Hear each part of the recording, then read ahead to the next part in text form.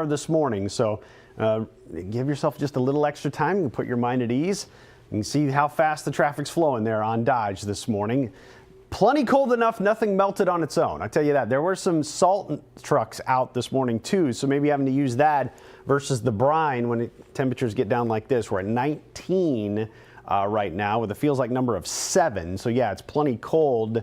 You don't want to be out exchanging information if you do get in a crash in this type of weather. So all the more incentive to take it a little slower. We're right around 20 in many spots.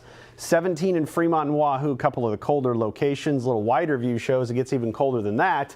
And you get around Columbus and Norfolk, 13 to 14 degrees. The winds, they're out of the northwest, 5 to 15 miles per hour, so not incredibly strong. But notice how this little pocket of slightly stronger winds, when we started daybreak, this was up here, and then it's just gradually floated through. It'll be dropping southeast here the rest of the morning, and the wind will gradually improve. So feels like numbers all in the single digits right now for the most part in the metro. You notice to the southeast, you got some double digits hanging on. Wind gusts up near 20 miles per hour, possible for a bit this morning, but even those later on this afternoon look like they're going to be much better. Clouds are moving out, so that's good news there. That means the sunlight's going to be there, just have to wait a little bit for it to do its job and start to warm us up. As always, got to have a little patience here. So by 9 o'clock, we're still near 20, heading towards noon. I think we can get into the lower 30s, and then into the afternoon. 30s all during the lunch hour. Should be plenty warm enough to start the melting. Direct sunlight helps out even more so. 40 degrees at 2 o'clock. We can get to about 42 to 43 for the high today, and it's shaping up to be a pretty good one. By the evening, we're down to 35 around 7. Some more clouds will try to filter in overnight tonight. Likely won't pose much of a problem. Snow stays to our north with these. And heading into the early morning hours tomorrow, will again be right down near 20 degrees. So 44 on Friday. A little breezy on Saturday. You see that high of 36 there. That's going to have a north wind along with it and likely going to gust 30 to maybe 35 miles per hour, I think, on your Saturday. So be mindful of that. It does get a little colder over the weekend. All right, and after a long wait, finally a better chance for some snow next week. It's hanging on. Snow lovers, if you want the snow, you gotta wait till the middle of next week, but there's something there still once we get beyond Monday. Now here's how it looks through the weekend. We just went to the 5-day forecast here, and then we go a little farther. This still shows that Tuesday looks like there's a chance of snow. That'd be the first of what could be many opportunities. I don't think we're talking about snow this entire time, but you get the idea here. Tuesday's the first of what could be many chances. I think there's probably 2 systems that are sneaking through here next week. Timing's been all over the board, but you can see as we go through this, what we're going to have happen here by late Monday, nothing much showing up. But models fill that in for the rest of the week. Keeps the heavier batch down to the south. That's pretty consistent. Different model, same story here. Keeping the heaviest batch down to the south. But anyway, what it does is try to give us a little accumulating snow. Of course, the timing, the amounts, it's too early for all that nonsense yet. But what we're going to see is at least the chances have been there for about 2 to 3 days in a row now that Tuesday is going to be the day where the pattern gets a little busier. So I know it's going to happen. We'll see how it holds. All right, so there was one crash that we know about this morning. Not surprised that it was in a residential area. Yeah, and it was about 149th and Q here.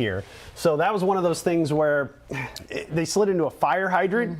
It's not impacting traffic, but it's impacting them because that's what they have to deal with here early on a Thursday morning. Otherwise, the main roads are going to be okay. So what we have here is the treated versus untreated story we talked about yesterday. It's going to be the same story out the door this morning. This is a look at 680 and Dodge. Everybody's going around here. Maybe watch the elevated surfaces, although those held up pretty well even yesterday as things were getting going. Now we have slowdowns not due to icing. We have one-lane travel on 144th. You can see there's Oakview Mall, there's Industrial. You're going north and south there. You're going to have some slowdowns there with some lane restrictions. Of course, you have the bridge closure. Verharney can't cross there. That's all the way through basically the rest of this year. We'll keep an eye out for any crashes. Nothing's happened recently, but you know, the random slowdowns. There's 204th and Maple, or I should say 204th and Bennington Road. We'll see just how things go here as the morning progresses, but so far so good. Yeah. I think a lot of them are going to be, I'm going to be looking at street names I've never heard of before because we're tucked into neighborhoods with some of these crashes, the slipping and sliding. By the way, I just got a text from our school's principal. All the parents did. Parking lots are still very slick, so it's giving the students a heads up. There you go. You got to think about that. I know my teen driver. I think about it. Ooh. Parents of high schoolers, good luck to you today. Okay. Rusty, thanks. You bet. All right, new details this morning from Douglas County Sheriff's Office about their recent work with the federal agents. In a Facebook post, the Sheriff's Office says a warrant was executed on a home with undocumented immigrants. The office says there was suspicion of a child exploitation in the case. While we don't know many people were taken into custody, a number of agencies teamed up for this, including the FBI Omaha's Child Exploitation and Human Trafficking Squad. In Lincoln, hundreds took part in a demonstration responding to the actions of the Trump administration. So this was the scene at the state capitol where about 300 people gathered to voice their opinion on some of the new executive orders issued. There were similar demonstrations in every state capitol. In the meantime, 9 Nebraska senators are urging the state's federal delegation to investigate the influence that Elon Musk has on the government. 7 of the 9 senators who signed it do represent Omaha. The letter raises ethical, security, and constitutional concerns over his role. They argue that Musk has little to no oversight and could pose a conflict of interest. All right, Aaron, thank you. Now to the First Alert 6 Safety Desk here with Maria Cade. Last week, Maria alerted us to new guidelines calling for no caffeine for kids under 18. I cringe because now my 16-year-old wants to drink caffeine. I know. More and more kids are drinking it, maybe even taking it in a powder form. And there's a new study that's showing that it's really not always on purpose. So the study found that there was a 17% overall increase in kids having caffeine. 35% more kids had drinks like coffee or energy drinks in 2023 compared to 2011. And then the rate for those caffeine powders, like the ones taken before exercise, skyrocketed 633% during that time. Can you believe it? No. Researchers say almost 70% of the people who were exposed that they surveyed in the study were kids who were under 6 years old. Very alarming. But they say the best way to keep kids safe from this is to not even have these products in your house at all. However, if you do choose to keep these products in your home, you should store them in a safe place away from children.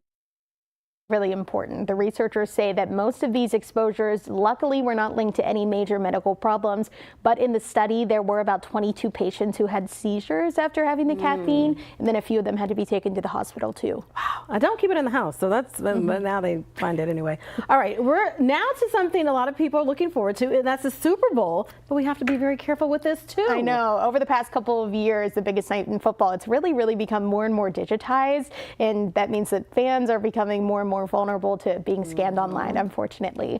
So no matter where you watch the game, you could be the target of those Super Bowl scams. Experts from GuidePoint Security say there are 3 larger buckets that they can pull from to target people. That's gambling, online sports betting, fake streaming sites that can put maybe some bugs on your electronics, and then merch websites. If you try and buy some t-shirts or something, could be fake, and they say that any of those scams can take your sensitive information.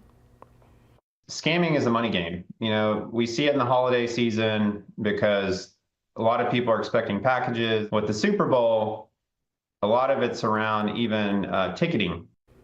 Now, he says the entire system for the Super Bowl is actually digitized now, like many other sporting events. So if you are at the stadium, maybe you're trying to get some last-minute tickets, if there's somebody out there holding paper tickets trying to sell them to you, do not fall for that. It's not going to work. He says you want to verify any websites that you go on before you click on a link and give any of your information. Of course, that goes for any website nowadays.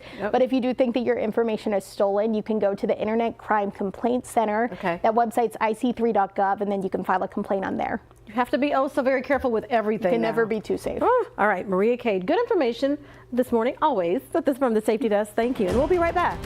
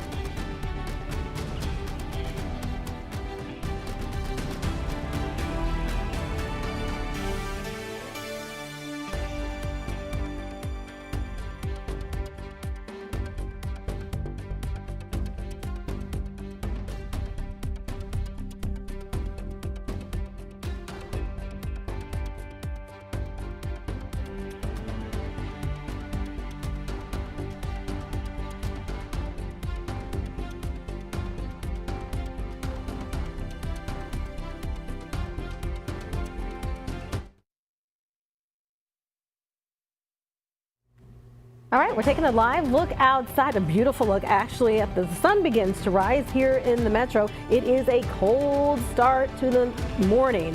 That is partially the problem. So we all made it to work without slipping and sliding, but there is a potential because of the cold, and you're kind of monitoring and tracking the situation right now on the roads. Yeah, neighborhoods and parking lots seem to be the biggest issue. But again, some areas, you get into the rural parts of the viewing area, you can still see some partial coverage here. That's what the light blue is. Otherwise, a lot of normal roads. This little stripe of blue here is considered wet road along Highway 75 through the city. But overall, we are looking at okay driving conditions on the main roads. Just it might be a little slick getting out of your neighborhoods. Winds, they got a bite to it too. Temperatures have plunged overnight, so nothing's melting on its own. We got a northwest wind here that's sustained about 5 to 15. Look at these wind chills down in the single digits. 10 in Red Oak, 13 in Clarinda, 12 in Atlantic. Wind gust forecast should be up near 20 miles per hour for a bit this morning, and then those will back off into the afternoon. So that gets better as the wind chill gets better, and there's no drizzle showing up on the radar right now. Just consistently had that little pocket right around the radar, and it was very low level stuff that was just enough to ice things up. Now that has moved out, the clouds have moved out, and things are a lot better. We're going to wait on the sunlight to do its job, warm us up. It should help us out in a big way. So we're going to take the number near 20, climbing into the low 40s this afternoon, about 42 to 43 for that afternoon high. We'll go to 44 on Friday. There's a small chance on Saturday of maybe some flurries. Those likely aren't going to be much of an issue. The steadier snow does stay to the north on Saturday. We'll keep watching this to see if it were to trend to the south, but overall start with clouds, finish out with a little sunlight, may make it tough to warm up with that breeze. And here's a look at those wind gusts that I think will be a bit annoying on Saturday. Gusts up near 35 miles per hour. Part of the reason why we're going to trend a little colder over the weekend. That will drive the colder air back in play as we make our way through Saturday and into Sunday with a high of about 30 there, starting off the morning down near 13 degrees. So it will be, well, back to that winter feel after a couple of mild afternoons here. Yeah, and then the next week too, we also just keep with that trend of cold. That's the thing. I'm reluctant to push the button, but hey, that's what we're here for. You get 20s. Next week looks colder. And I tell you what, I was kind of shocked when I came in. Some models are suggesting that maybe teens over this stretch here. It's likely determined by how much snow we can get out of this. Consistently getting snow potential there on Tuesday. The first of what could be a couple different systems moving through. I can show you the latest on the model that I think maybe makes the most sense so far. I can show you it here. Hopefully things didn't lock up on me. We'll give it a little more time here. The system doesn't even want Tell you what, maybe the system, there you go. Monday night into Tuesday morning. This is Monday late, filling in, heading into Tuesday morning. You know, we might just have to pass on this. There you go. It's filling in a little bit. That's the first one. And then I think something in the Wednesday night into Thursday time frame would probably be the next one to monitor. So we'll see what we can do here. Again, timing's been all over the map. I'm not worried about timing yet. I'm not worried about amounts yet. You look at the bigger picture and say, hey, well, there's opportunities, and those start up on Tuesday. Okay. We need it because we just had a little bitty moisture. I mean, that didn't even count really yesterday. Yeah, all those plow crews likely wanting to make a little money this week. I bet. Yeah. All right. Are you doing traffic right now or no? Yes, I will. I was just looking. I was just checking. You're in Jared's. I don't know. That's okay. Live TV. We do have a new crash to talk about. Let's dive into that right now. Go ahead and bring up the maps and look here at about 480 and I-80, looking off towards the east. I show you this because I was looking for slowdowns because there is a crash just off of 42nd Street northbound heading towards Grover. That's where this is located right here. You can see the slowdowns associated with it. And just be mindful, all these neighborhoods, anywhere here, the slopes, anything that goes downhill towards a stop sign is gonna have issues likely today if it hasn't been treated. But northbound on 42nd up towards the Grover intersection, you do have a crash there. Getting the normal slowdowns on the northbound JFK. It looks like 680 is pretty good as of right now. 204th. This is definitely going to be a morning where it's a neighborhood thing over the main roads. The main roads have been treated. Things look a lot better in that regard. Got a couple of spots here to watch too. Got northbound at 144th. You got lane restrictions there around Oakview Mall, the classic slow spots, plus the Harney Street bridge over 480 closed down, so be mindful of that. Aaron?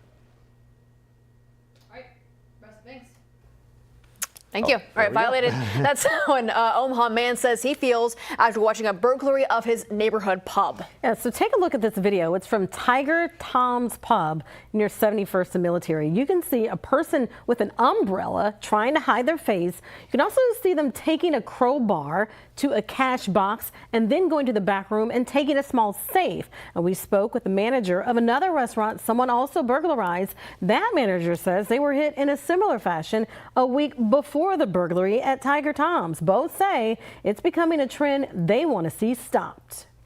Well, election season already ramping back up here in Omaha. That's right. First Floor 6 is prepping for a debate next month concerning the race for mayor. It takes place March 11th. All 4 candidates are going to take part. Douglas County Treasurer John Ewing, Advocate Jasmine Harris, former Nebraska State Senator Mike McDonald, and incumbent Mayor Gene Stothard. You can watch it live up on our website. Brian Mastry will moderate the debate. This is our next story. All right, in our Big Red Extra coverage happening today, Nebraska officially welcoming a new volleyball head coach, Danny Busboom Kelly. The school is holding a celebration at the Bob Devaney Sports Center. Busboom Kelly was announced as the 4th head coach for the program, replacing John Cook, who is retiring. Doors open at 1. The event starts at 2. All fans are invited. Well, an Omaha stuntman is making his big break. Yeah, a closer look at the show and how you can watch it when we come back.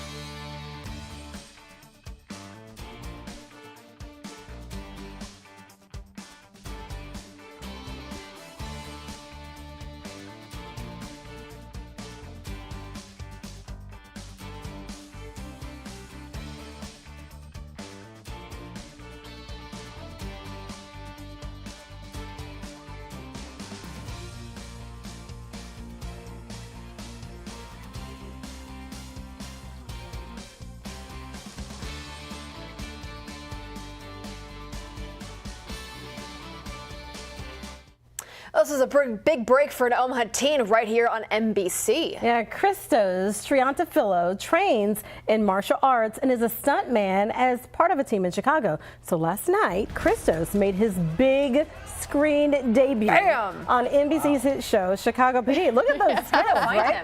So his character was involved in a fight at a juvenile detention center. We see the fight. Do you see him? Christos hopes to make an acting career out of his talents. Oh, good for him. Wow. I've always loved performing. I loved just like the feeling of the crowd being in it. Look at those skills. So Chicago PD airs on Wednesdays here on First Alert 6 at 9 p.m. Christos' acting journey, though, started in Omaha. Look at him. He was in some of the King Kong restaurant commercials when he was just 9 years old. I guarantee you people watching going, oh, that kid? That kid. He's no longer a kid. Oh, look how cute he was there with that really mustache. cool story. That talent, though, is cool. Yeah. He moves fast. He's got skills. Yeah, I'd That's hurt awesome. myself if I even attempted that. You should try. No, we'll save that for Now another we have day. to watch Chicago PD. What time does that come on? Is that too late for us or? 9 o'clock. Oh, we'll record Yeah, it and we'll we'll Chicago PD. watch it. That is very late for us. All right, everybody. Thank you so much for joining us here on First Alert 6. You can watch our update on today's show here on streaming or over the air. All right, have a great start to your Thursday.